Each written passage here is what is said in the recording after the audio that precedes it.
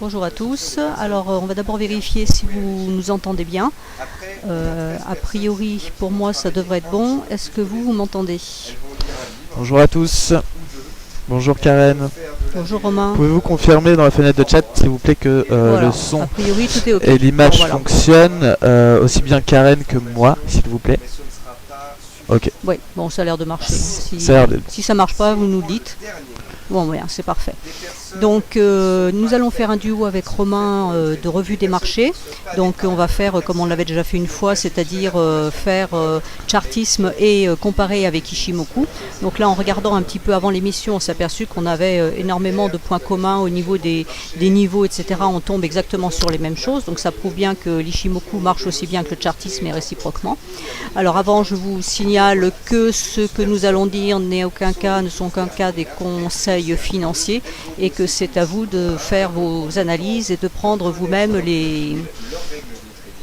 Que toute opinion et information de marché ne constitue en aucun cas des conseils d'investissement. Moi je ne connais pas par cœur. Hein. Voilà. Maintenant on peut passer au marché, je pense. Oui, on passe directement au marché, voilà. Sur on va commencer par l'euro-dollar peut-être. L'euro-dollar. Allons-y. Alors l'euro-dollar en daily est intéressant. Pourquoi? Parce que hier nous avions une troisième bougie qui tentait de casser la Kijun et vous voyez qu'on n'y est pas arrivé.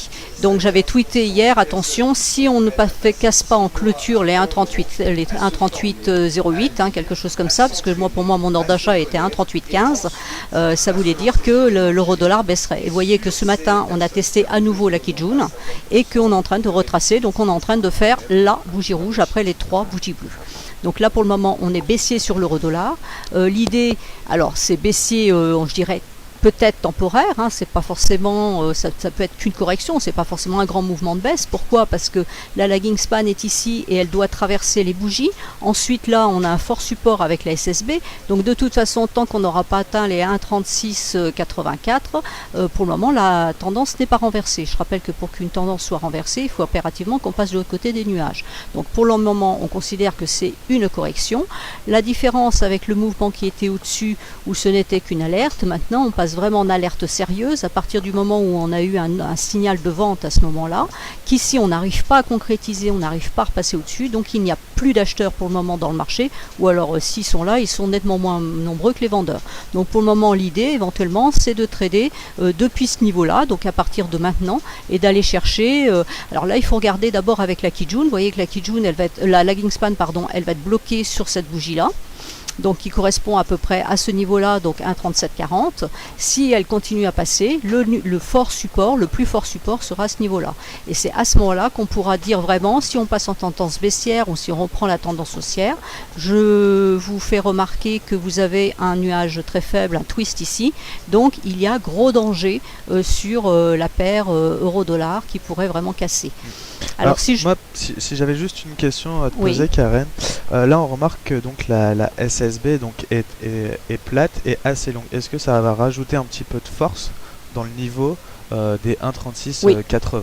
C'est un niveau embêtant. Certes on a un twist qui est une faiblesse du nuage, mais la longueur en fait, de la SSB va rajouter de la force. Exactement. Alors c'est là où c'est pour ça qu'il faut vraiment être très prudent, c'est-à-dire que comme le fait remarquer justement Romain, la SSB est un support ou une résistance forte suivant l'endroit où on se trouve. Donc là en l'occurrence ça va être un support, mais il y a un twist aussi qui donne une faiblesse. Donc on a une faiblesse et une force, et c'est pour ça que je dis bon voilà, un trader va pouvoir trader de ce niveau-là à ce niveau-là.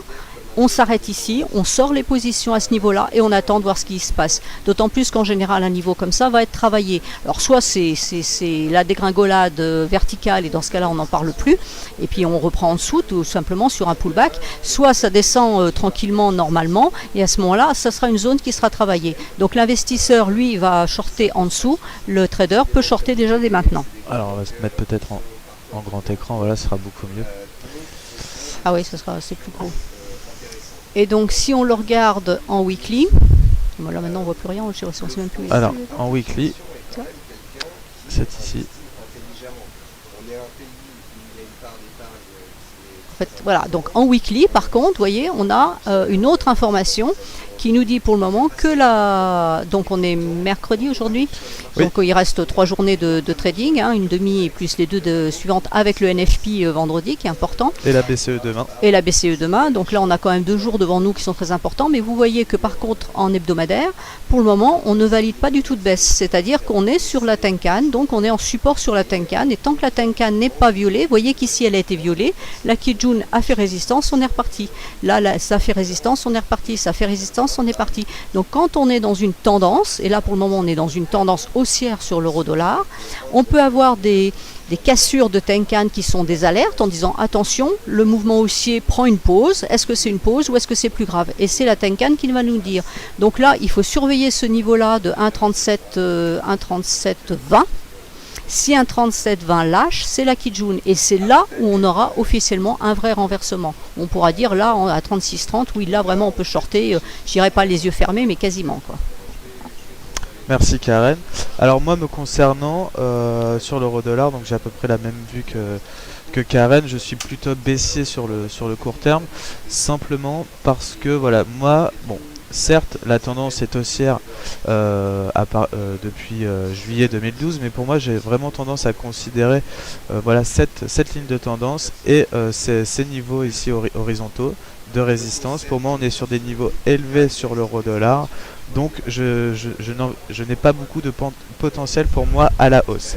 Certes, vous pouvez voir que vous avez toujours une MM20 hebdo ici en support à 1,3695. Donc on voit que les 1,3690, 1,37 seront des niveaux de support importants sur la paire, à casser, à franchir pour pouvoir éventuellement corriger et revenir au niveau de la Kijun hebdomadaire de Karen à 1,3650.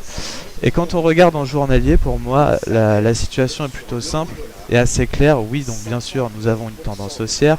Néanmoins, à court terme, nous venons de casser un canal haussier avec une franche correction, une vraie cassure. On est revenu pour moi tester ce niveau et donc confirmer quelque part la vente par le pullback ici sous le canal. Et là nous avons refranchi cette zone des 1,3830, 1,3810. Donc voilà, pour moi cette zone des 1,3830, 1,3810 c'est la zone de vente. Pour moi on fera attention pour les ventes.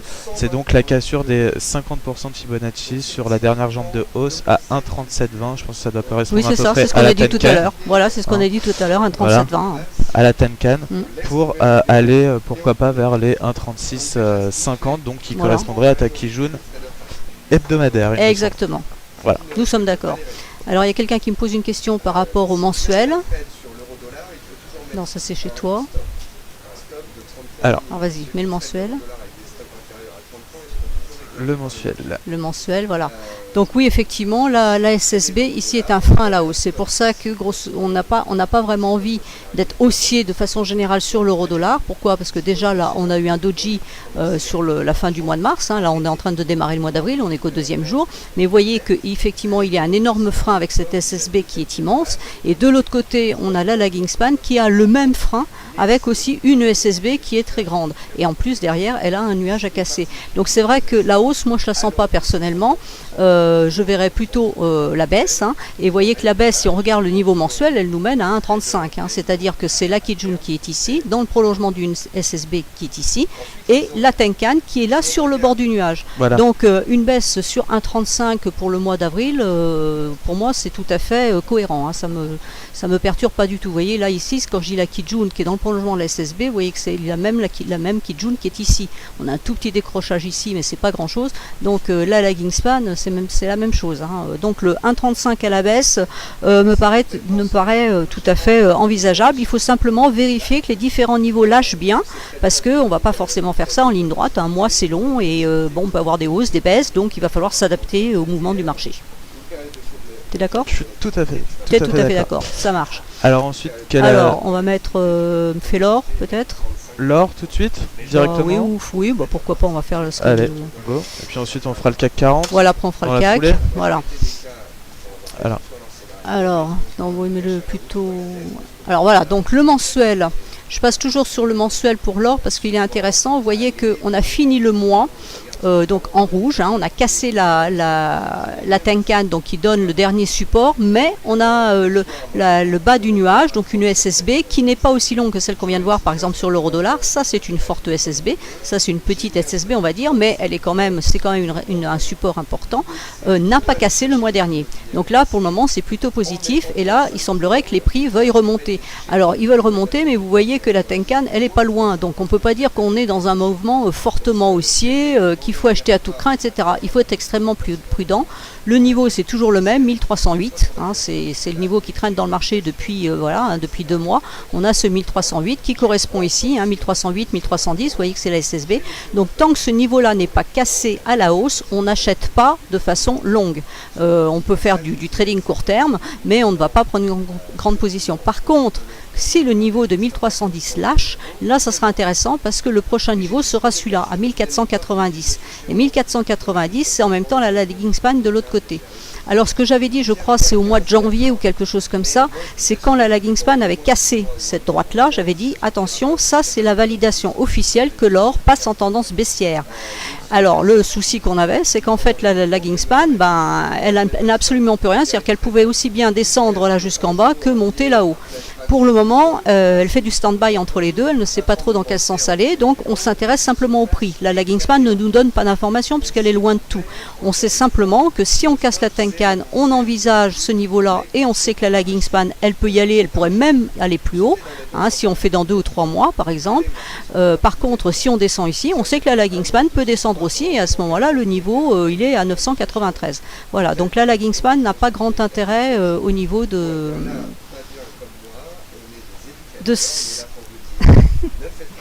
non, c'est pas ça que je veux. Alors, oui, si le weekly.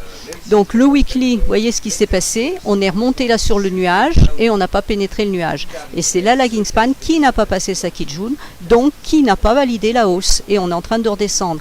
Alors, là où c'est intéressant, même ici. Comment? Voilà, exactement. On a 3 bougies rouges, comme dirait Romain, qui a tout compris ce que je lui ai expliqué hier, même s'il dubite beaucoup sur le système des bougies rouges, mais il y en a quand même 3 rouges. La 3e rouge qui est en train de se faire sur cette semaine, vous voyez que en plus c'est un petit, pour le moment c'est une toupie, un doji qui a cassé la Kijun et qui est en train de remonter dessus. Donc pour le moment il n'y a pas vraiment de volonté baissière. Bon, on sait qu'on a encore 2 jours difficiles derrière, mais si on finissait la semaine sur cette configuration, ça serait assez intéressant. Le petit bémol, il se trouve là au niveau de la lagging span qui va peut-être avoir un peu de mal à remonter, mais bon, il lui arrive parfois de traverser des bougies qui sont un peu fortes, donc on n'en tiendra pas trop compte. Ici, l'intérêt, il est là, c'est qu'on peut repartir. Par contre, vous constatez que le nuage est quand même assez fort derrière. On a de la résistance ici et on a quand même un nuage épais à ce niveau-là. Et alors, ce que je voulais vous montrer, c'était en daily. Mais là, tu vois, c'est pas grave, c'est ton graphisme, mais c'est pas grave. Donc, en daily, il se passe quelque chose de très intéressant. Hier, non mais vas-y, là, c'est pas grave. Ouais. Bon, on s'en fout. Hier, il s'est passé quelque chose de très intéressant. On a eu cette bougie rouge qui a continué à descendre et qui donc a permis à la lagging span de valider la baisse en cassant la Kijun. Et là, aujourd'hui, donc j'ai tweeté ce matin en disant attention, on attend ce niveau-là, les 1280, je crois que j'avais mis 1286 ou quelque chose comme ça, il fallait attendre ce niveau-là, c'était le niveau qui correspond à cette SSB qui est là et à la lagging span qui devait recasser la Kijun. Et là, ce qui se passe, on a cassé ce niveau-là et la Kijun invalide. Là, pour le moment, si on clôture au-dessus, elle invalide le signal baissier. Et donc, vous voyez que là, on est en train de faire un bel avalement. On est en train de remonter de façon très forte. Et donc, pour le moment, on repart à la hausse sur l'or. Mais vous avez vu que sur les unités supérieures, la hausse est quand même délicate, notamment sur le weekly. Donc là, une hausse, pour le moment, c'est on va chercher la Tenkan à 1310. Vous voyez qu'on retrouve toujours le même niveau, c'est 1310. Sachant que la lagging, elle peut monter plus haut. Par contre, si jamais ça, c'est un faux signal, à savoir que demain, on repart, ou vendredi avec le NFP, on repart à la baisse. Vous voyez que là, il y a un énorme danger avec le twist qui est ici, la faiblesse qui est ici. Donc on aura un premier support à ce niveau-là à 1266, mais après, ça va devenir vraiment délicat. Vous voyez que la lagging span, comme sur le mensuel, elle est absolument libre. Il n'y a que sur le weekly où elle est encombrée, mais aussi bien en daily qu'en mensuel, elle est absolument libre de monter aussi haut qu'elle veut, et par contre, là, de descendre aussi, là, elle a une liberté, puisque on a un passage faible de nuages. Donc l'or, il faut se méfier, il faut être très prudent sur l'or actuellement. Merci Karen. Alors moi, Sur l'or, je manquerais peut-être d'objectivité parce que j'ai un biais psychologique important. Il ne faut pas avoir de biais psychologique. Voilà. On regarde ces graphiques et on lit ces graphiques. Exactement, mais c'est-à-dire que quand même, bon, j'avais shorté cette cassure certes, mais j'avais surtout pris ce rebond et écrit une analyse hors investissement rentable en 2014 parce que je croyais vraiment en ce scénario du double creux et un retour vers les 1500 $. Aujourd'hui, ce qui est quand même positif dans notre scénario de hausse, c'est que malgré tout, depuis le début de l'année, l'or progresse plutôt bien. On a toujours une MM20 hebdo qui est toujours très importante et qui à 1275 que les cours donc ont touché, il me semble, hier. Et tu vois que là, tu as un rebond, toi, sur ta MM20. Et moi, j'ai un rebond sur ma Kijun. Donc, voilà. tu vois, c'est pareil. Donc là, on est remonté au-dessus de la Kijun et là, on remonte. Donc, on a déjà bien un support qui est fort à ce niveau-là. Voilà, c'est déjà un bel indice pour la hausse. Ensuite, en journalier, moi, j'avais découpé le marché comme ceci. C'est-à-dire que là, j'avais donc une épaule tête-épaule. Ici, une épaule tête-épaule inversée. On est venu tester la zone de ligne de coup, je sais pas si on peut dire ça comme ça. Oui, c'est ça, c'est la ligne de coup. Hein. Voilà, ici hier, on rebondit aujourd'hui par chance.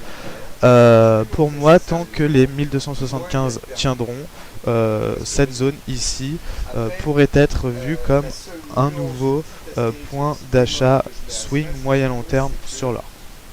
Tout simplement. Parce que tant qu'on arrivera à conserver ce niveau-là, dans ce cas-là, toute cette hausse ne sera pas remise en cause. Oui, voilà, tout à fait. Tout simplement. Et on sera toujours dans notre trend haussier. De toute façon, là, tant que ça monte, ça veut dire que sur l'Ishimoku, la lagging span continue à monter, donc elle ne valide pas la baisse. Puisqu'elle a recassé sa Kijun, elle a invalidé la baisse d'hier. Donc pour le moment, on n'est plus baissier. Techniquement parlant, ce n'est plus baissier, donc ça correspond exactement au même niveau. Il faut savoir que l'or aujourd'hui a perdu donc 50% de ses gains enregistrés cette année. C'est un retracement de Fibonacci important. Oui. Donc les achats, pour moi, ici, dans une optique d'investissement, et si on est acheteur de moyen long terme, c'est un point à trader. Oui, tout à fait. C'est un point à trader, mais il faut rester prudent parce qu'on sait qu'il y a des obstacles qui sont pas très loin. Voilà. Donc, notamment les 1310, c'est vrai que l'or aura peut-être du mal à revenir sur ses plus hauts à 1390, 1400. Peut-être que cette année, on végétera quelque part entre les 1275 et les 1400 parce que les perspectives sur l'or restent quand même incertaines. J'attends pas forcément de nouveaux plus hauts, mais tout du moins, je n'attends pas une correction à 1000 $. Non. Et je ne vois pas l'or à 1000 $ cette année, pas du tout. Je suis assez d'accord. Voilà. Ou alors il faut un événement exceptionnel quelconque, mais là on n'est plus maître. Simplement, ce que je peux dire, c'est que comme je suis en position sur les plus bas et renforcer pas mal ma position, c'est vrai que j'ai un biais psychologique assez fort à la hausse et que cette baisse m'a gêné. Je suis plus fébrile pour repartir à l'achat. Donc simplement, si vous vous trouvez dans ce cas-là pour l'or par exemple ou pour un autre actif, peut-être éviter de trader ou de vous forcer à trader cet actif malgré que vous êtes en position. Voilà. Peut-être écartez-vous de ce genre d'actif dans ce genre de cas. Tout à fait. Voilà. Mais en tout cas, moi je pense que cette zone-là, 1280, 1275, est un bon point d'achat pour les acheteurs de moyen long terme. De toute façon, là c'est évident, à partir du moment où c'est la ligne de coup, tant que la ligne de coup tient, là ce n'est qu'un pullback sur la ligne de coup, donc tant que la ligne de coup tient, il n'y a aucun souci, on n'est pas du tout baissier. Voilà. Donc ce niveau-là, c'est un niveau clé. Donc tant que ça tient, on est acheteur. La seule chose qui me dérange ici, c'est que ici, lorsqu'on a cassé la ligne de coup à 1275, j'avais un objectif, parce que j'étais parti sur un scénario de TEI. On a réalisé cet objectif. Aujourd'hui, ici, je ne vois pas forcément d'objectif haussier. Donc peut-être qu'on utilisera des retracements, peut-être donc les 50% de cette dernière vague de baisse. Déjà, de toute façon, qui nous monte à 1300 et quelques, à 1325. Voilà. Ouais, ça, ce serait déjà un premier objectif swing à attendre. Tout à fait. Déjà, on voit bien que les 1310 dont on a parlé plusieurs fois, c'est les 38.2. Voilà. De retracement. Donc là, effectivement, quand on arrive dans des choses comme ça, il faut utiliser Fibonacci pour avoir des idées. Donc soit on prend le retracement du mouvement ici, soit on prend une extension de Fibonacci qui là nous montrait effectivement très très haut, mais bon, a priori, après là c'est des... voilà, hein, là on verra peut-être dans 10 ans, on viendra là dans 10 ans, hein, d'accord. Voilà. Bon, tu passes sur le CAC ? On passe sur le CAC, c'est parti.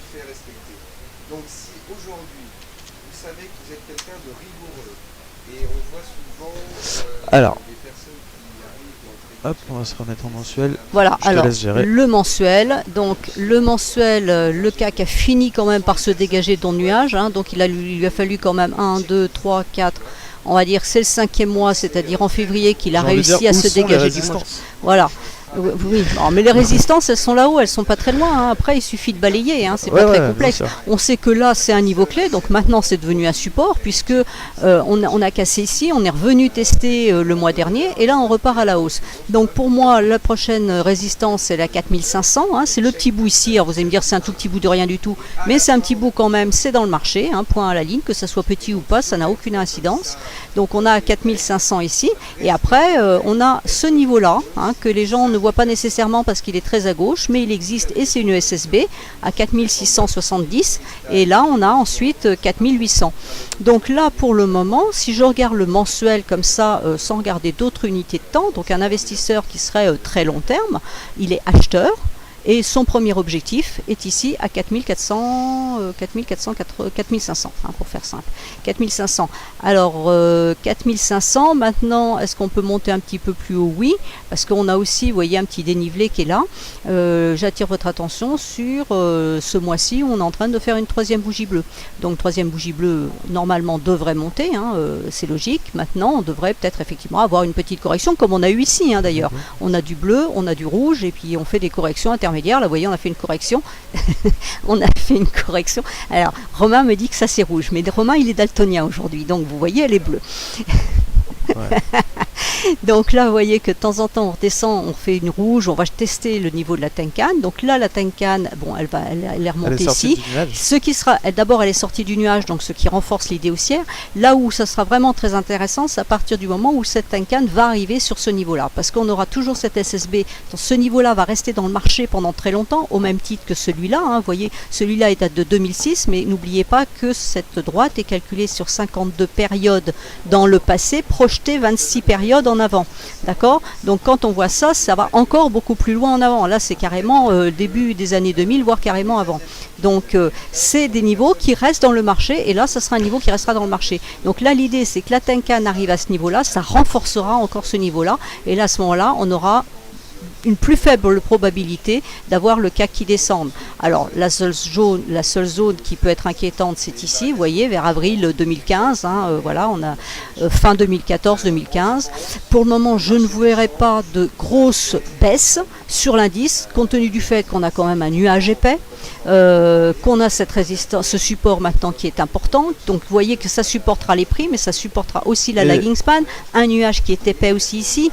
Bon, il faut une crise, mais une belle crise, quoi, quelque chose de... Et puis on peut aussi parler du chandelier, la clôture mensuelle qu'il y a eu il y a 2 jours, c'est-à-dire que là, voilà, ce chandelier ici, donc avec une forte mèche basse, on a quand même réussi, excusez-moi, à clôturer dans le vert. Voilà, alors qu'on retournait chercher à nouveau ce support-là. Voilà. Donc là, on pouvait... C'est quand même pas anodin comme signe. Il y a quand même une présence des investisseurs aux alentours des 4100, 4200 sur l'indice, sur le CAC. 4135, donc, 4135, hein, c'est un niveau. Aucune volonté de la part du marché des investisseurs pour voir un petit peu plus baisser. Bas. Voilà. Donc je me moque de Romain quand je dis que ça c'était une rouge, mais en fait bon, c'est vraiment pour le charrier, parce que c'est vrai que c'était une rouge. Hein. Ça s'est quand même fait dans la dernière semaine, hein, ce mouvement-là. On a été baissier quand même une bonne partie du mois avant de remonter à nouveau à ce niveau-là. Donc effectivement, c'était une bougie rouge. Bon, maintenant elle est bleue, donc on considérera qu'elle est bleue ou rouge suivant le cas. Là, on part pour faire une bleue. Donc si celle-là était très forte, on aurait sans doute encore du rouge derrière, mais ça peut être du rouge du même acabit que ce niveau-là. Petite question, Karen. Là, je vois ici que ta Kijun en fait va arriver est plate, mais aussi va arriver sur un niveau de SSB Ouais. dans le nuage futur. Est-ce que c'est aussi une résistance potentielle? Ça doublera la résistance Ça à ce doublera niveau-là. la résistance Voilà. à ce niveau-là. Donc à partir de juillet 2014, effectivement, donc là il faut faire le calcul pour voir cette Kijun là, donc elle prend 26 bougies, donc est-ce qu'on a les 26 bougies là? Je n'en sais rien. Alors on va calculer. Ah, ça ne marche pas. Elle marche pas. Non, elle marche pas la règle. Bon. Et comme j'ai pas vraiment envie de compter à la main, vas-y compte, on remet, hop. Et si c'est bon, hop. 10, 15, 16, 17, 19, 20, 22, 23, 24. Alors je mets que 25 parce que ça part de 0.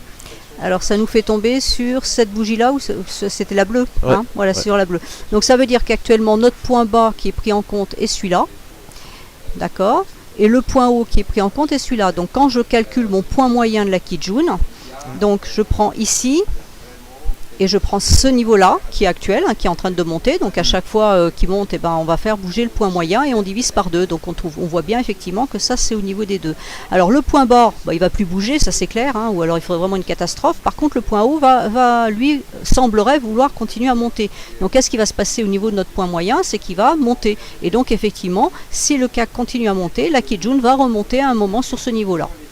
Voilà, tout simplement. Donc, suivant la force de cette bougie-là, bah, ça va peut-être nous le faire. Si la bougie, là, imaginons qu'on ait une grosse bougie comme ça, très forte ce mois-ci, donc ça peut nous faire monter ça, et notre Kijun va arriver ici. Si après le marché redescend un peu, fait du range, enfin ne concrétise pas vraiment sa hausse, attention, c'est du mensuel, hein, je précise bien, bah, elle va rester à ce niveau-là et elle va faire doublon ici. Donc, dans les mois, si on fait une prospective qui est long terme, alors là, c'est vraiment du long terme, donc dans les mois qui viennent, tant que la Kijun sera là et si elle déborde à ce niveau-là, elle va nous bloquer ce passage-là et empêchera justement une catastrophe majeure de marché qui nous ferait descendre en dessous des 3000. Voilà, donc ça c'est du mensuel. C'est bon pour toi? Ouais, c'est bon pour moi. Donc, t'as quelque chose à dire toi sur le mensuel ou pas? Non, ah non, pas du tout. Non, t'as rien à dire toi sur le mensuel. Donc là, le weekly, vous voyez qu'on est en train de dépasser les derniers points hauts, hein, quasiment. Donc, troisième bougie bleue, on peut s'attendre à une correction éventuellement pour la semaine prochaine.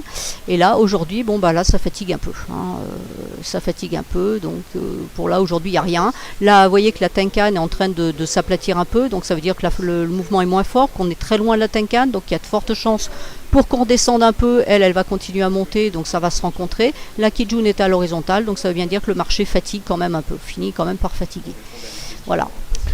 Merci Karen. Alors me concernant, moi, ma vision du CAC, elle est simpliste, hein, comme toujours. Je vais vous mettre un journalier d'abord. Donc pour moi, vous voyez qu'on est dans une tendance haussière, il n'y a pas de souci. Donc les niveaux d'achat, enfin les achats sont à privilégier.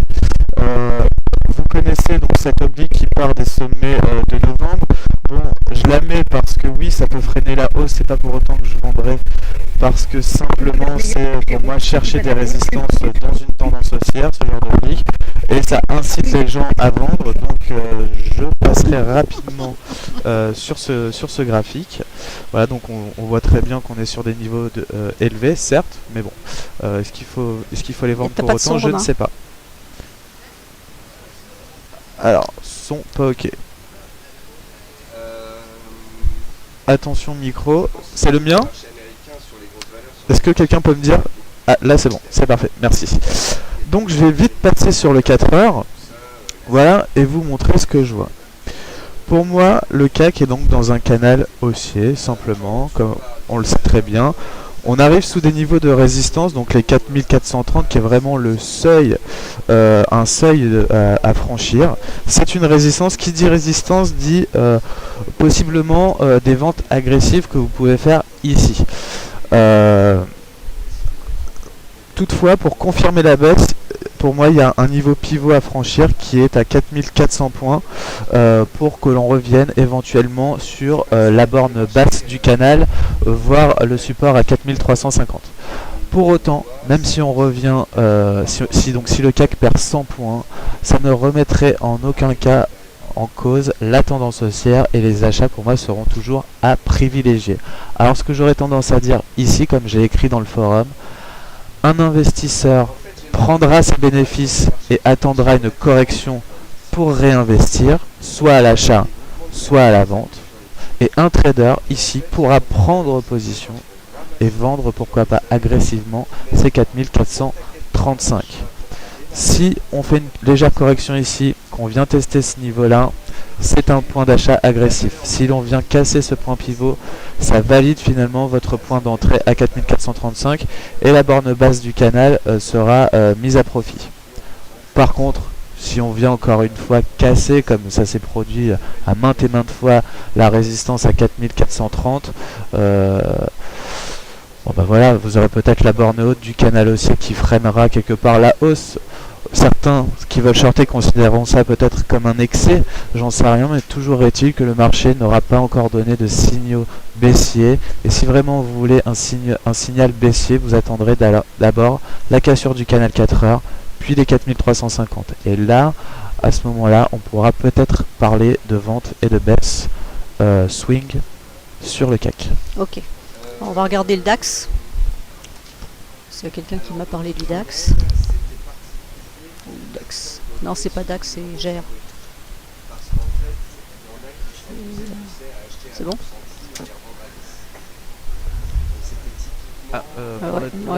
Ouais, tu le fais pas le DAX toi. Si je le fais, mais on va le mettre là. J'ai mes graphes. Bon. Ah non, c'est pas grave, fais-le en dessous. Ok. Ah oui, mais en mensuel? Non, mensuel, non, c'est pas intéressant. En mensuel? Oui, en hebdo, ça suffit. Ok. Par contre, voilà, c'est bon. Alors, le DAX, il est haussier. Alors, il est haussier, vous voyez quand même qu'on a une légère droite de tendance baissière, mais enfin vraiment très légère, donc sur lesquels les prix s'arrêtent pour le moment. En weekly, donc en hebdomadaire, nous sommes sur une troisième bougie bleue, donc on peut s'attendre à une correction la semaine prochaine. Mais vous voyez que là déjà, on avait tenté la baisse et que ça a avorté, puisqu'on a eu un signal baissier ici qui a été invalidé directement dès la semaine suivante. Là, on a recassé la Tenkan donc la semaine dernière. Là, pour le moment, c'est haussier. Donc pour le DAX... je reste haussière pour le moment. Voilà. Alors, en journalier, le signal était ici. Donc, ce n'est qu'un signal. C'est-à-dire qu'on ne pouvait pas le prendre pour la bonne raison que la lagging span, elle, n'était pas sortie de son nuage. Et vous voyez qu'il y avait quand même des obstacles, des résistances qui étaient importantes. On a une SSB qui est ici. On avait la Kijun ici pour la lagging span qui montait. Donc, le vrai signal d'achat, bon, on peut toujours prendre une position à ce niveau-là, anticiper et voir ce qui se passe en mettant un stop serré dessous. Mais le véritable achat était ici. Et pour le moment, on n'a pas vraiment de raison de vendre le DAX. On reste à l'achat. On peut avoir une correction, mais vous voyez que la correction, elle devrait s'arrêter normalement sur le nuage. Alors, j'attire quand même votre attention sur une chose, c'est la lagging span. Non, attends, elle a pas... Hop, je vais la remettre. Voilà, hop. Voilà, donc la lagging span qui est ici, qui est coincée entre la Tenkan et les prix. Donc là, soit elle casse la Tenkan et effectivement, ça va faire descendre les prix qui vont descendre sur ce niveau-là. Et vous voyez que là, de toute façon, elle aussi, elle a un nuage épais. Donc on ne devrait pas aller bien loin de toute façon. Ou alors, les prix redémarrent à la hausse et là, elle peut passer facilement. Donc la hausse n'est absolument pas entravée pour le moment. Il reste ce petit obstacle à valider, mais la hausse n'est absolument pas entravée. Donc moi, je reste haussière sur le DAX. Éventuellement, une petite correction, comme on l'a vu sur l'hebdomadaire, puisqu'on est sur 3 bougies bleues, donc on pourra avoir une correction. Mais quand je dis 3 bougies bleues, ça veut dire qu'on peut très bien avoir un démarrage de lundi, mardi prochain en rouge et après ça repart en bleu et on repart à la hausse. Hein. Il faut faire attention quand on dit ça. Donc je reste haussière moi sur le DAX pour le moment.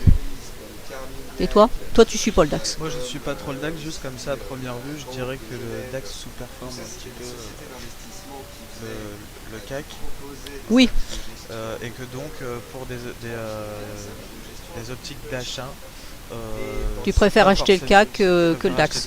Par contre, si vous êtes vendeur, pourquoi pas, hein, tentez-la, vous pouvez la tenter. Sur le DAX plutôt que sur le CAC. Voilà, on voit qu'on arrive sous un niveau oblique de résistance, rejoignant donc tous les sommets donc, depuis cette année. Oui. Donc c'est vraiment un niveau important, un niveau à franchir. Ça peut correspondre aux 4430, pardon, est-ce que vous m'entendez bien, j'espère. ça correspond aux 4430 donc du CAC 40. Donc pour moi, comme je le disais, je vais répéter, le DAX n'est pas forcément à acheter comparativement au CAC 40. Si vous voulez shorter au vu de la sous-performance du DAX à court terme, préférez plutôt le DAX.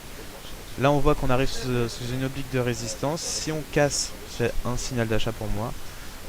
Par contre, c'est quand même un niveau important car ça rejoint tous les sommets qui ont été faits depuis le début de l'année. C'est pour ça qu'on peut s'attendre à une correction. Exactement. Mais moi je dis bien correction, je ne dis pas baisse. Voilà, c'est la différence. Alors maintenant après, surperformance, sous-performance, moi je ne fonctionne pas comme ça, en sens où j'aime bien le DAX, je n'aime pas du tout le CAC, donc de toute façon qu'il y en ait un qui surperforme ou sous-performe l'autre, je regarde pas, je regarde si j'ai des niveaux d'entrée, des points à prendre, des niveaux de sortie intéressants, et puis c'est tout, quoi. Après effectivement on peut hésiter, si on hésite entre les indices, mais je préfère, notamment pour ce qui est des indices, être spécialisé sur un indice parce que ils ne sont pas complètement corrélés entre eux, donc c'est pas une sous-performance, n'est pas forcément c'est à prendre avec des pincettes, en sens où le CAC a beaucoup de financières dans les 40 valeurs, le DAX est plus chimique et industriel, donc on ne représente pas la même économie, donc ça peut être normal qu'à certains moments il y en a un qui surperforme ou sous-performe l'autre, puisque ça peut être des bancaires qui surperforment l'industrie et réciproquement. Donc voilà, après ça c'est de l'arbitrage de portefeuille, c'est quelque chose de beaucoup plus compliqué, et personnellement je me contente simplement, j'ai choisi le DAX parce que je le préfère au CAC, je joue le DAX, et en fait normalement le CAC je le regarde même pas, au même titre que Romain il regarde pas le DAX. Voilà, donc on est exactement d'accord. On va regarder l'indice américain, le SP. Le SP? Ouais. D'accord. Alors, j'ai juste... Voilà. Le SP. Alors le NZD4, j'y reviendrai tout à l'heure. Il y a quelqu'un qui me demande le NZD4. Mais si vous avez regardé, j'ai tweeté ce matin suite à Nicolas et j'ai dit que j'étais exactement d'accord avec lui. Donc regardez les tweets de ce matin et vous trouverez ma réponse sur le NZD4. Donc le SP, eh ben voilà, franchement, il n'y a rien d'intéressant à dire. C'est une tendance haussière parfaite. Depuis ce niveau-là, nous sommes haussiers sur le SP, c'est-à-dire depuis le 26 novembre 2011. Ça commence à faire un certain temps. On a eu des tentatives de cassure ici, mais qui ont été avortées directement derrière. Et donc vous voyez que là, même depuis décembre 2012, donc ça fait plus d'un an, on n'a même plus de tentative de cassure de la Kijun. Donc là, franchement, si on avait une vraie cassure de Kijun sur le SP, mais j'entends une vraie cassure, c'est-à-dire une cassure qui ne soit pas invalidée dès le lendemain, comme ça s'est produit les 3 fois précédentes, là ça c'est une véritable alerte, et là on pourrait dire que même le nuage ici ne résisterait pas. Là on pourrait parler effectivement de fortes baisses à venir. Pour le moment, vous voyez qu'on ne va même pas chercher la Tenkan.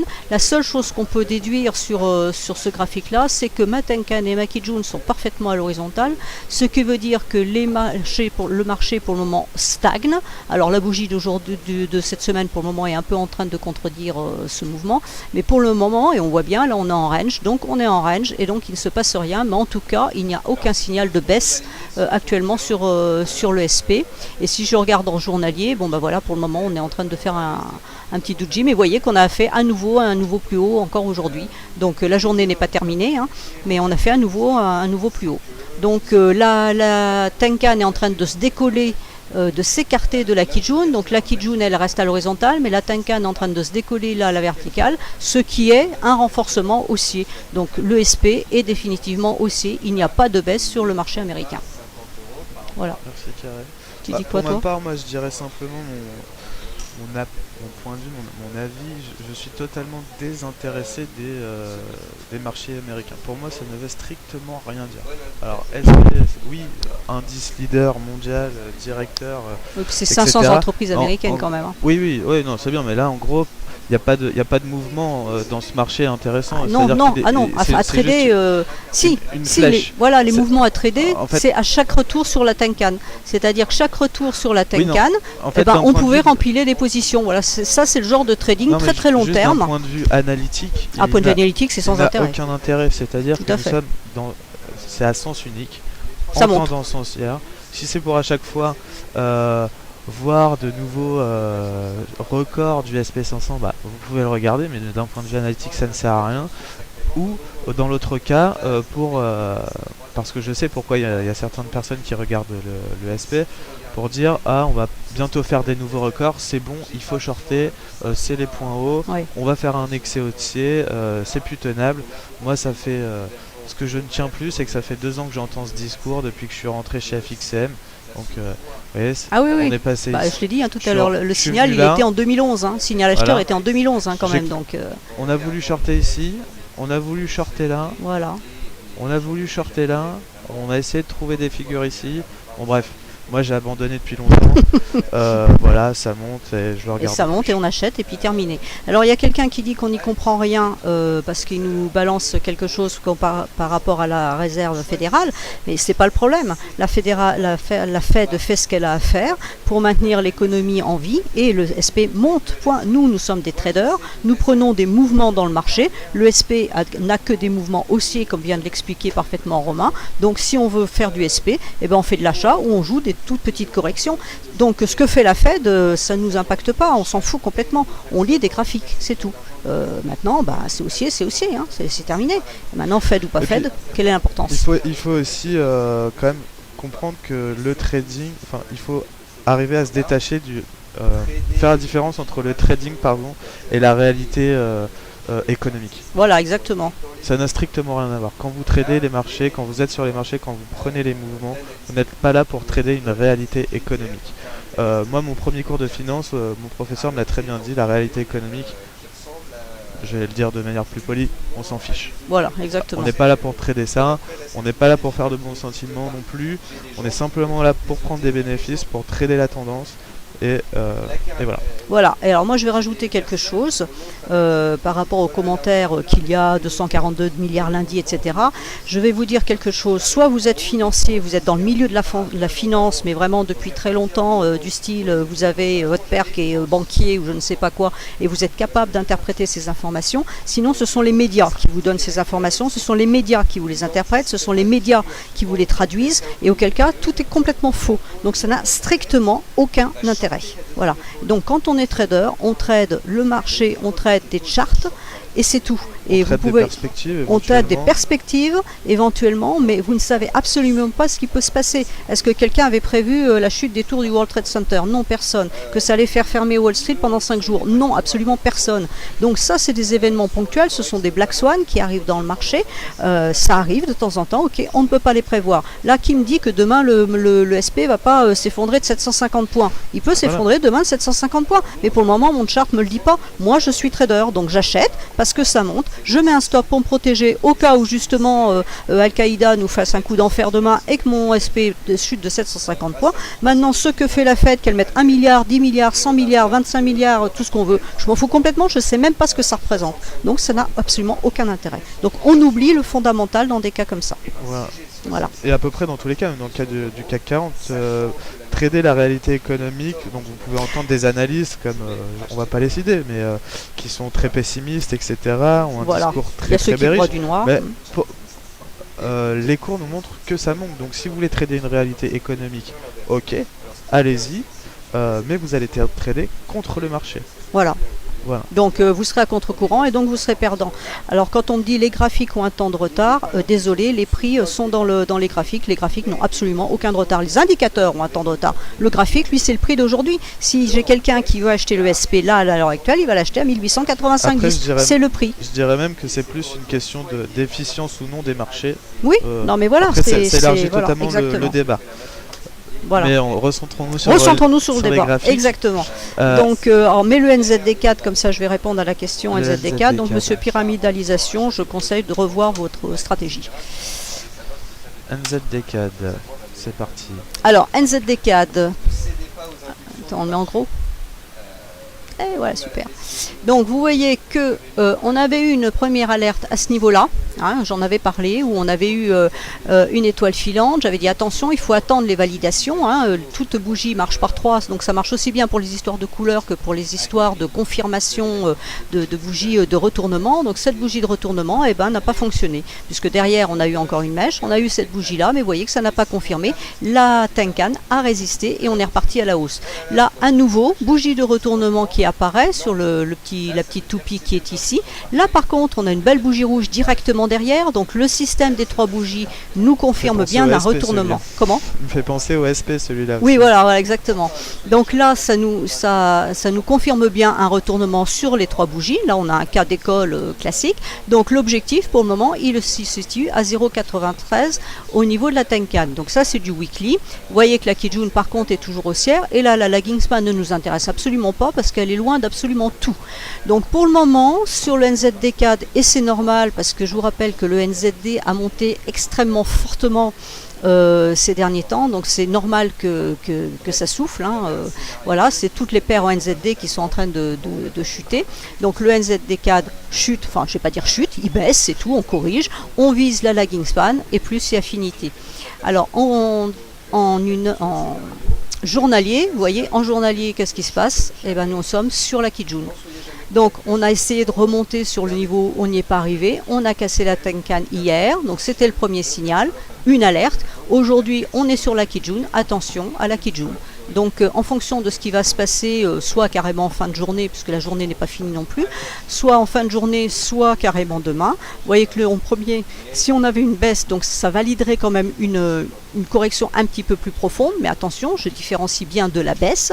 On aurait un objectif à 0,93 597, et vous voyez que le 0,93 dont j'ai parlé sur le weekly, il se situe à ce niveau-là.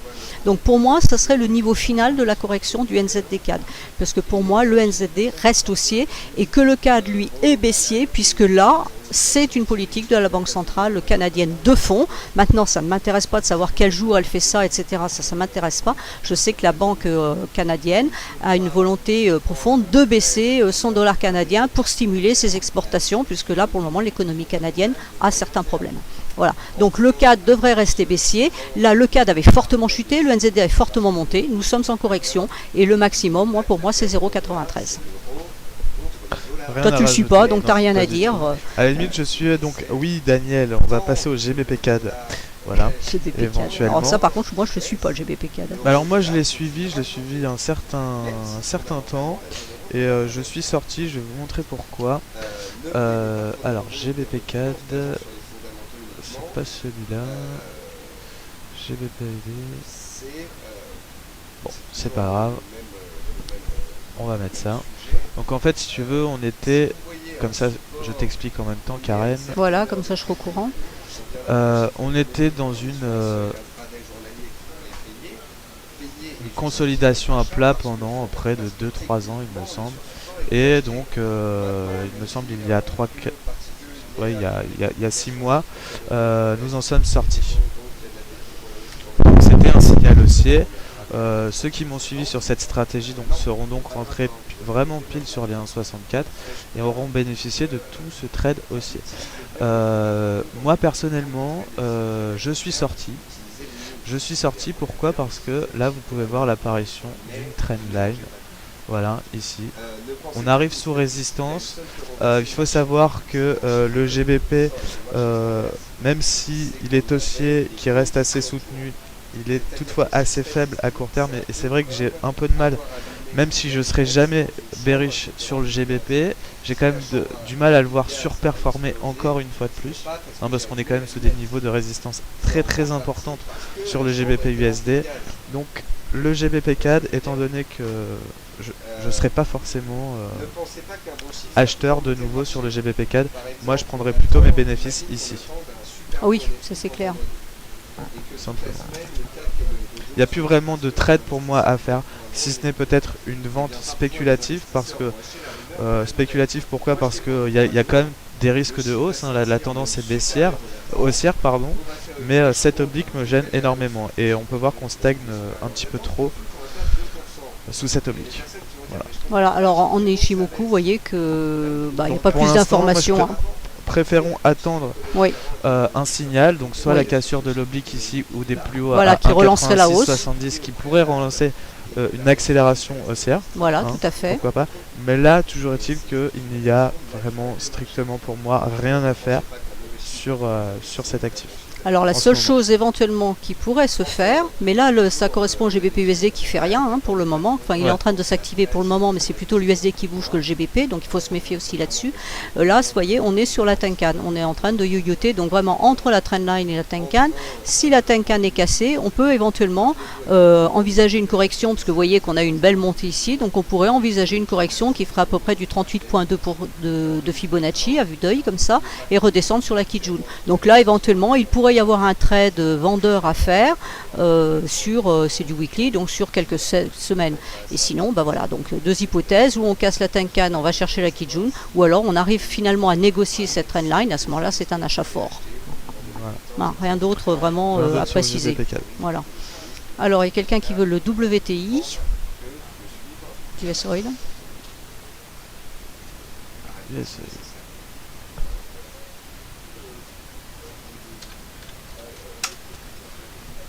Alors, le pétrole.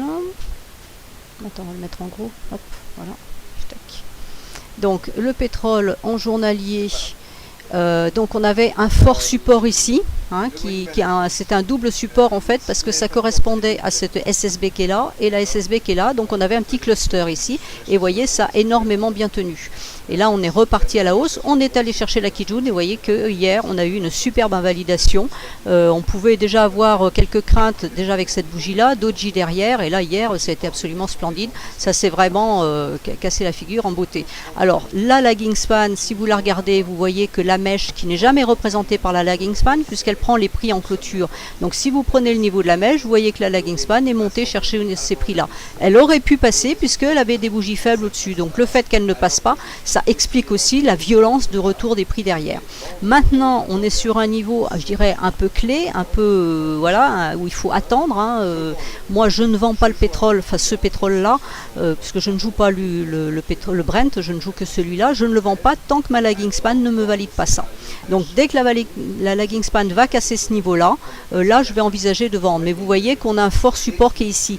Donc là pour le moment le pétrole il est quand même assez incertain. Alors je rappelle quand même que strictement techniquement parlant, donc je ne fais aucune interprétation, normalement quand on se trouve dans un nuage, c'est une zone non tradable, c'est une zone d'équilibre des prix. C'est-à-dire qu'on a un équilibre entre les acheteurs et vendeurs, ça veut dire qu'il n'y a pas de tendance. Donc on ne peut prendre, théoriquement parlant, que des trades de court terme, puisqu'il n'y a pas de tendance, il va falloir attendre de savoir si les prix veulent sortir par le haut, si les prix veulent sortir par le bas. Ils sortent par le haut, on achète, ils sortent par le bas, on vend, puisqu'on est en tendance baissière. Donc la première information, elle viendra ici. Une fois qu'on aura cette information-là, on saura si on part par là et si on part par là. Si on remonte dans l'autre sens, vous voyez qu'effectivement, on va de toute façon rencontrer un nouveau de notre Kijun. Elle est toujours là. Donc on a vraiment un gros problème pour à la fois sortir du nuage et casser la Kijun en même temps. Donc si je devais avoir un biais quelque part, j'aurais effectivement un biais un peu plus baissier que haussier. Mais ça s'arrête là. Je ne peux pas en dire plus parce que franchement, on n'est pas sur ce niveau-là. Elle n'a rien cassé. Elle peut rebondir. Elle a de la place. Donc, je ne peux pas dire vendez ou achetez le pétrole. Voilà. Alors, si je vous compare justement avec le Brent, voilà, le Brent, vous voyez que c'est pas du tout la même chanson. Hein, sur le journalier, vous voyez que le Brent, lui, est clairement baissier. Il n'y a rien à dire. On est sous le nuage, on est sous la Tenkan. La Tenkan et la Kijun sont en train de plonger, donc c'est baissier. Vous voyez que là, on a tenté de remonter ici, que la lagging span a coincé sur le twist, la SSB et la Kijun qui étaient en renfort. Donc là, c'était vraiment une résistance qui était très forte. Donc le point idéal de short, il était à ce niveau-là. Il était sur cette bougie. Et là, là, il n'y a rien à dire. C'est baissier, point à la ligne. Là, on peut avoir une correction parce qu'on a déjà 3 bougies rouges, donc ça sera une correction, mais c'est baissier. Il n'y a rien d'autre à voir sur le Brent. Alors, juste pour revenir un petit peu au CAD, de ce que tu disais du CAD, je viens de me souvenir d'une opportunité qu'il y a éventuellement sur le CAD Yen. Ah, le CAD Yen, ah oui, ça je regarde pas du tout. Voilà, alors je l'ai mis dans le forum. Si on spécule aussi sur l'éventualité d'une nouvelle baisse du dollar canadien, et donc d'une appréciation du yen. Vous avez le dollar yen, on revient sur une oblique de résistance ici, on a formé une figure d'élargissement, c'est un point de vente potentiel. Voilà, donc si vous êtes intéressé, n'hésitez pas à aller dans le forum, on en discutera. Et pour moi, ici, entre 94,30 et 94,50-60, on est dans une zone potentielle de vente intéressante. Voilà, c'est tout ce que je voulais dire sur cet actif.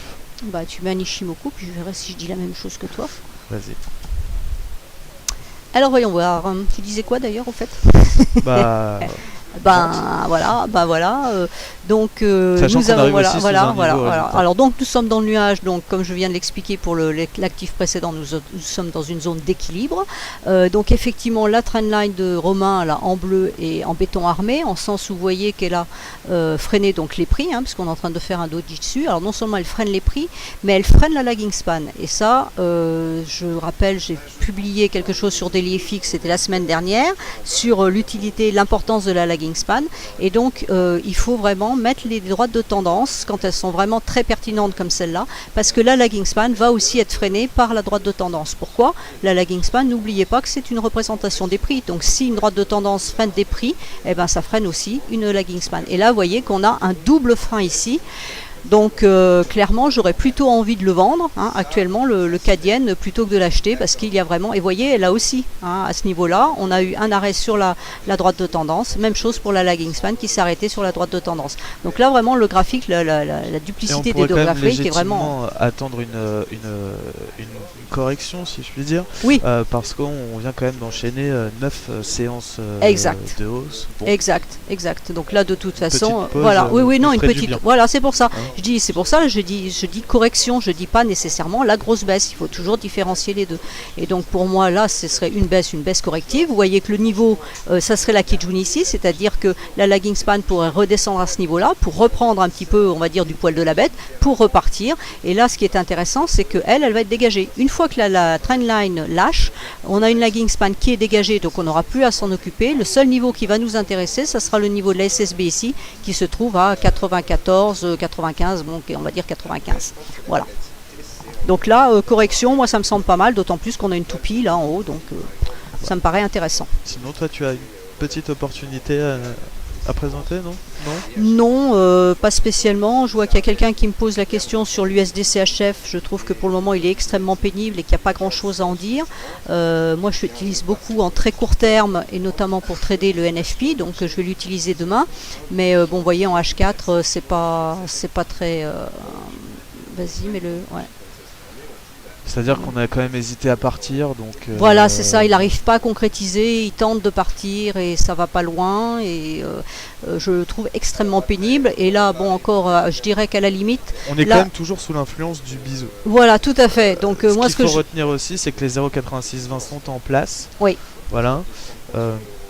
Éventuellement, si vous spéculez sur une baisse prolongée de l'euro-dollar, c'est peut-être éventuellement une zone, non pas des points, mais une zone d'achat swing moyen terme sur l'USD CHF. Voilà. Moi personnellement. Pour toi personnellement. Personnellement, personne. Alors voilà, l'Ishimoku. Alors l'Ishimoku, il est affligeant et ne donne strictement rien. Enfin, c'est l'idée que me donne cette paire. Vous voyez on est en tendance baissière, on est bien dans le biseau de Romain, là il n'y a pas de souci. On va de temps en temps tester la Tenkan, on passe au-dessus, mais vous voyez qu'on ne viole pas la Kijun, donc il n'y a pas de souci. Et là on est coincé sous la Tenkan et il ne se passe strictement rien et on meurt d'ennui devant l'USD CHF. Et vous voyez que même si la Tenkan cassait, on va rencontrer le haut du biseau de Romain en même temps que la Kijun. Donc franchement, vu sa puissance, pour le moment, c'est mortel d'ennui. En journalier, vous voyez les mèches énormes qu'il fait. Oui, mais il a cassé, il est allé chercher la Kijun, il est revenu en dessous, il est repassé au-dessus, et là il revient à nouveau chercher la Kijun. Donc aujourd'hui, il semble partir à la hausse, mais il va pas aller très loin vu que la lagging span est coincée par deux grosses bougies. Donc voilà, et c'est comme ça tous les jours, et c'est comme ça. Ah oui, non, mais c'est ça, il y a absolument aucune dynamique dans cette paire. Alors en très court terme, sur des sorties statistiques, pour jouer les chiffres, les sorties de chiffres US, c'est très bien, c'est parfait, parce que là c'est vraiment que l'impact direct sur le dollar. Le CHF est à l'oubli, mais sur du trading plus long terme où le CHF rentre en ligne de compte, et le CHF a beaucoup bougé ces derniers temps, la SNB a été très active, donc vous voyez que franchement il n'y a rien à faire sur l'USD CHF, donc on l'oublie. Alors c'est vrai qu'on avait fait une petite analyse sur toutes les paires en CHF. Ouais. Euro CHF c'est pareil, ça manque de conviction, ça reste bloqué sous les 1,22. En Ishimoku c'est pareil, ça nous indique pas grand chose. Toutefois néanmoins, on a une petite lagging span qui est en train de casser, et on est au bord de la Tenkan. Donc si la Tenkan lâche, c'est bon. Voilà. mais on n'a pas de confirmation puisque la lagging span casse les prix. Donc elle a encore la Tenkan à casser derrière et la Kijun à casser derrière. Donc bon, c'est pas gagné d'avance, mais c'est vrai que là par contre si on a quelque chose d'intéressant là-dessus, c'est-à-dire que là on pourrait voir un mouvement AB égale CD. Hein. Là vous avez AB, là vous avez le point C et là effectivement le point D. Et à vue d'œil comme ça, le point D doit arriver à peu près sur ce niveau-là. T'es d'accord ou pas? Oui. Hein, si on fait AB comme ça. Ouais. Tu reprojettes ici, on doit arriver à peu près à ce niveau-là. Donc là, il y a un potentiel haussier, c'est comme ça que je le verrais. 1,21, 1,22 avec la correction à 75, donc voilà. Il faut retirer 25 à 1,23. Non mais on va peut-être montrer quand même qu'il y a des outils qui sont 75. bien, sur FXM. Hop. Alors je vais prendre. Est-ce que je prends le problème? Oui, voilà. Donc on prend ça. Est-ce qu'on monte là-haut? Je ne sais pas, où est-ce qu'on descend? Vous voyez que le point 1, il est même beaucoup plus haut. Alors là, le problème, c'est est-ce qu'on prend cette... si on ne prend pas cette mèche en compte, voilà, le point 1, il sera plus là. Donc on sera même au-dessus de ce niveau-là. Donc à la limite, vous voyez, si on prend vraiment la totalité, ce qu'on doit faire, hein, puisque ce sont des prix traités dans le marché, on est ici, et vous voyez que le 100% de retracement, donc le AB égale CD, il se trouve carrément ici. Ce qui est intéressant, pourquoi? Parce que là, il faut qu'on passe ça, mais ça veut dire que la lagging span arriverait sur ce niveau-là et se coincerait sur ce niveau-là. Donc c'est un niveau qui est parfaitement cohérent. Donc je verrai comme ça, mais là pour le moment on a encore besoin de validation. Du moins j'attendrai déjà la cassure de Tenkan. Là si je dois acheter, me remettre sur cette active, l'euro CHF, non je le prends pas, moi je prends l'AUD CHF. L'euro CHF, voilà. Passons à l'AUD CHF, on fera l'USD4 juste après. L'AUD CHF, c'est parti. Alors je prends une question là, de la part de Franck qui me dit qu'il a des niveaux différents des nôtres avec MarketScope, donc c'est un problème au niveau de la plateforme pour le moment. Vous cliquez sur Bid Ask en haut pour réajuster, normalement vous aurez les mêmes niveaux que nous. Plutôt sympa quand même, le petit pullback, pullback. Oui, pour reprendre, oui, bah si, c'est une petite correction. Voilà. Ouais. Non, la UDCHF, c'est haussier de chez haussier. J'ai une position. Ceux qui ont suivi la stratégie sur des paires en CHF à l'achat, vous êtes clairement en stop 0. Vous avez pu prendre des bénéfices sur les 0,8140. Maintenant, à vous de voir si vous voulez réinvestir une partie de vos bénéfices sur la zone de support actuelle à 0,8140. Ce qu'on pourrait peut-être identifier, je ne sais pas, tu vas me dire Karen, pourquoi pas, hein, après ça reste une petite lecture en drapeau. Oui, pourquoi pas. Pourquoi pas, donc figure de continuation haussière. Oui. Donc attendons peut-être la cassure des obliques. Oui. Hein, ou du point haut à 0,8250, ce sera le point de confirmation du drapeau. Voilà. Du drapeau, pour vraiment viser plus haut. Et là, ça nous donne quoi en H4? Bah voilà, alors H4, hein, c'est encore plus précis. C'est carrément la première ligne qu'il faut attendre. Parce qu'on a la Kijun, donc à partir du moment où la Kijun est cassée, c'est bon. Voilà, donc après effectivement vous avez des résistances potentielles avec les différents points hauts, mais on peut commencer à acheter dès que la Kijun est cassée. Par contre si la Kijun tient, et on a 3 bougies bleues, mais c'est du 4 heures là, attention, hein, donc il y a quand même encore 2 ou 3 bougies dans la journée. Donc là, voilà, c'est la cassure ici qu'il faut surveiller. Si cette cassure passe, c'est bon. Juste avant de passer à l'USD CAD, moi j'aimerais vous présenter donc une configuration que 15 Cantel nous avait montré sur l'euro AUD. Alors euro là AUD, à droite, non là au milieu. Ici, voilà. Si vous croyez en la force du dollar australien, dans la reprise du dollar australien, et que vous croyez en la chute de l'euro, et de l'assouplissement quantitatif que Mario Draghi annoncera peut-être demain, eh bien l'euro AUD présente une opportunité de vente ici grâce à la cassure de la ligne de coup à 1,50. Là on peut voir que ces séances là on vient faire un pullback, hein, sur la ligne de coup de l'ETE. Enfin moi j'ai identifié une ETE. Je trouve ce scénario pertinent. Pourquoi? Parce que simplement mon objectif théorique se conjugue de mon ETE se conjugue à un niveau de support horizontal à 1,4120. Donc j'aime bien ce genre de configuration quand les objectifs théoriques des figures confirment des niveaux de support ou de résistance déjà qui sont déjà dans le marché. Déjà dans le marché. Voilà. Donc c'est pour ça que pour moi sur l'euro AUD ça peut être aussi une belle opportunité de vente ici. Oui, Voilà. oui, Ça, c'est une bonne dit. idée ça. Ouais. Merci Romain, je vais m'y mettre. Alors, on va peut-être passer à l'USD CAD. Je sais que Oui, il y a quelqu'un qui demande certaines l'USD CAD personnes là. sont pas- Alors ça, moi je ne suis pas du tout. L'USD CAD. J'ai vendu 107,50. J'ai vendu 107,50, on est à 107. Hier soir, certains me disaient. Alors, mais oui, je vais tu l'enlever, commences les à Ishimoku. prendre le train en haut. Ouais, bah on revient tester en fait une oblique de support. Peut-être y aurait-il une vision en drapeau, non, en canal, pardon. On revient sur support, c'est un niveau d'achat, je vais voir en weekly peut-être, qu'il y aura plus de...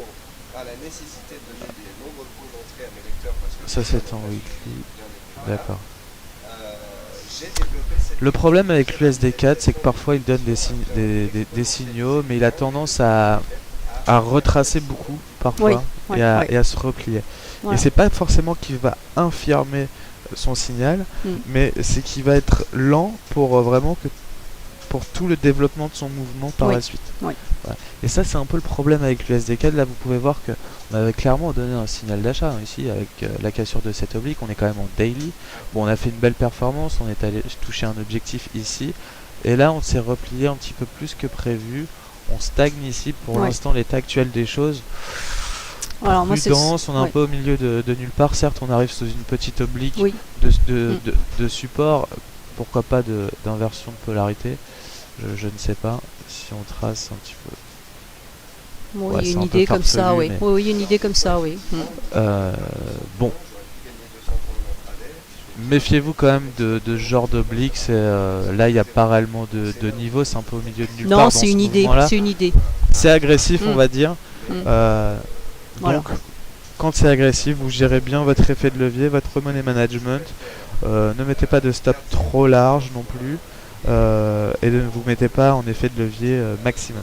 Voilà. Alors moi, je ne regarde pas du tout l'USD4 parce que je n'aime pas les valeurs qui font des grandes bougies comme ça. Donc c'est quand même du délit. Donc dans la journée, c'est ça. Bon, là encore, c'est monté un peu, mais ça a retracé. Vous mettez, ça monte beaucoup et ça monte vite et ça descend extrêmement lentement. Donc personnellement, je trouve que c'est usant.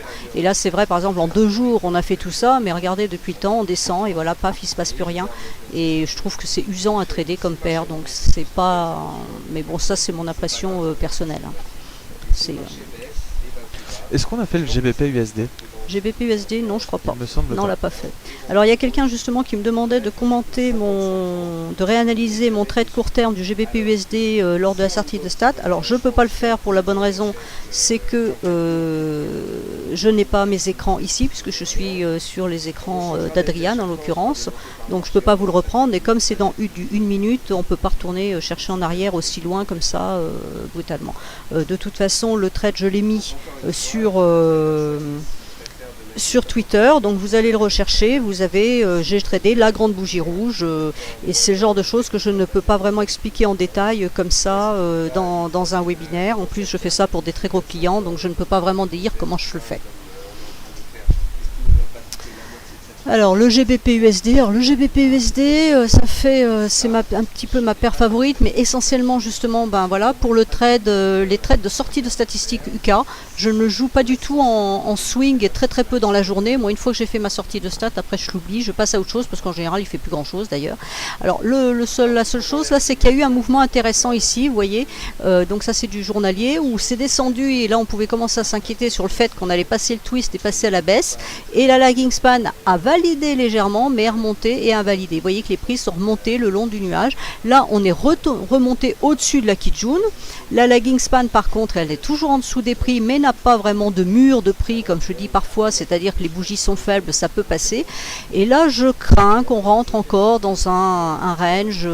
Bon, pour le moment je trouve que le GBP n'a plus vraiment d'intérêt parce qu'il n'y a plus de dynamique, il y en a eu beaucoup et là maintenant c'est vraiment flat de chez flat. Et en tout cas en swing je trouve pas qu'il y ait grand chose à faire. Vous voyez, quand on regarde en hebdomadaire, regardez, ça c'est des semaines.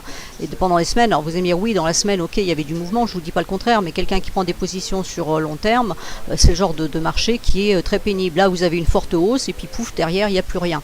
Donc moi, c'est le genre de comportement de paire que je n'aime pas beaucoup. Là, vous aviez une alerte qui a été donnée une semaine, invalidée la semaine suivante.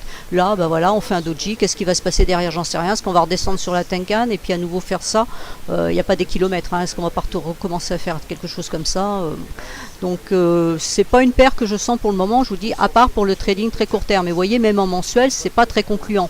Un mois on monte, un mois on baisse, un mois on monte, un mois on baisse. Bon là pour le moment ça semble partir à la baisse, mais bon voilà.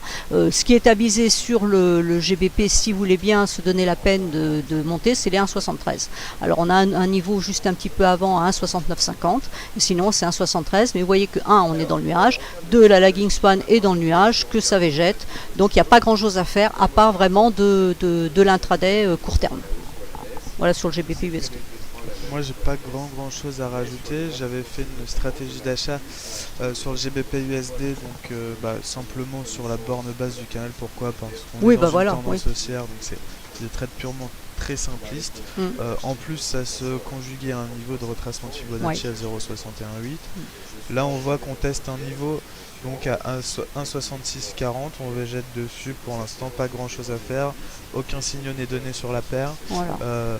Soit on attend un retour des cours sur l'oblique et éventuellement on achète, soit on attendra une cassure en cours de clôture, donc des 1,6750 pour repasser acheteur et viser la borne haute du canal ici.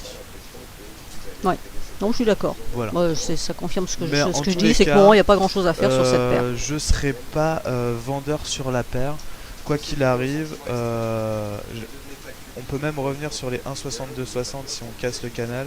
Ça me dérangerait pas forcément, je passerai pas pour autant vendeur ici. Je préfère prendre des grands mouvements que des petites corrections. Voilà, je pense qu'on a fait le tour, on va regarder un peu les questions peut-être. Alors...